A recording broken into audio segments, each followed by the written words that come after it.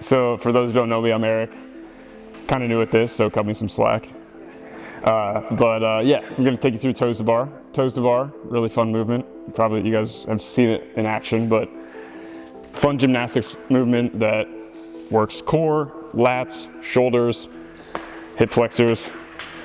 Pretty good compound movement. Just to kind of take you through our options for toes to bar. Kind of what Alicia hinted at. There's always the strict version, right? That's like everything in CrossFit. It's harder than having a kipping or some kind of momentum. But it's good practice to work those muscles, the same muscles that you'll do in the kipping motion. Build that strict strength so you can increase your capacity, your volume. But we're here to learn about the kipping, right? That's what we see in the workouts. So the kipping toes to bar. Just one more time. Similar setup to the pull-up, right? So jumping up to the bar, full grip, knuckles to the ceiling, hands shoulder width, a little bit wider than shoulder width apart. Starting in a dead hang. More advanced, you can jump into that hollow. Then we get into our kipping, right? Kip, shoulder initiated movement should be under control the whole time. It's not a swing. Some people like to start with their legs and you get like kind of all over the place. Going to a death swing, really hard to kind of string reps together when you're swinging out of control. The kip, you should be able to stop on a dime, right?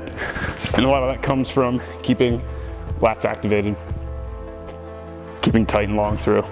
So yeah, shoulder initiated kip, and then once we get our kip going, close down the shoulders, pull down. We're gonna pull down on the bar, lat pull down, at the same time, raising the legs up, touching the toes to the bar. Options for the kipping, can do it straight legged. It's kind of my favorite style, keep the legs as straight as you can. Or can do the tuck and flick variation. Tuck, flick. Difference, straight-legged version looks a little prettier. Probably the gymnastics people improve that more. Tuck and flick, probably more efficient, right? It's easier to raise your knees up, keep things tighter.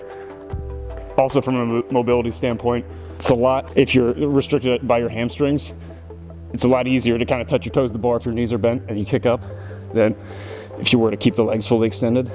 The best place to start is probably the tuck and flick. The downside tuck and flick, at least from my perspective, a little bit harder to keep that kip going. I feel like you can kind of get out of rhythm, whereas with the straight-legged version, you're staying long, and that'll just send you back into that arch position if you're staying long. Two different flavors.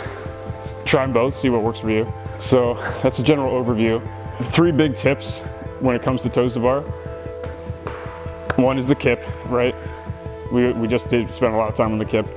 This thing is like the kipping toes to bar. Kip is the motor to the whole movement, right? You need to have a aggressive kip in order to make these efficient and easy. So a lot of the same principles apply. So kipping. Number 2, with the kip, we're just moving from that hollow arch position. Number 2, active shoulders, active lats the whole time. It's easy, you can kind of see lats on. We can, the hip kind of stays with the uprights or stays behind. Get a little lazy, lats off, inactive shoulders. We kind of have to curl up and the hip creeps forward. And then we start getting into our death swing. We lose our kip. So try and keep the shoulders activated, lats activated, and avoid the death swing. And kind of in that same vein, we want to keep, when we're at the top of the rep and our toes are at the bar, we want to send the toes out and away instead of just dropping straight down. Right, so if we were up here at the top and I just drop straight down, I'm in a swing. I'm out of control for the kip. And I keep the toes long, sends me right into the arch position. So think toes out and away on your way down.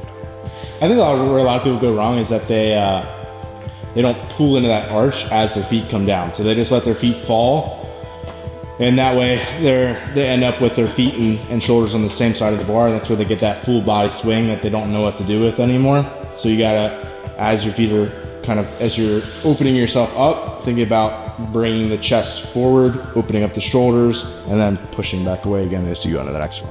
Let's start with some like floor work because you guys are probably pretty fried from all the pull-ups.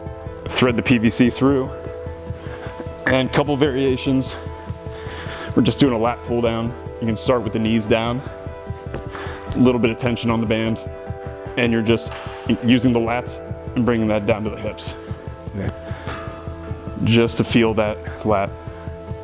If that's feeling good, you can get into your hollow position. Do that. Kind of mimics things a little bit more. If you're really feeling good, then just practice the toes to bar. It's a little bit harder. So, yeah, grab a partner. Let's do like let's do like 8 to 10 reps of those and just switch. We'll do that like 4 or 5 times. And then can do kipping tuck ups. So knees to chest or knees to elbows. And we're feeling good with that. A little tuck and flick. So with your partner, you guys can alternate. Just do like 5 to 8 reps, working up through the kip lever, and then the knees to chest. Maybe even try a couple toes to bars.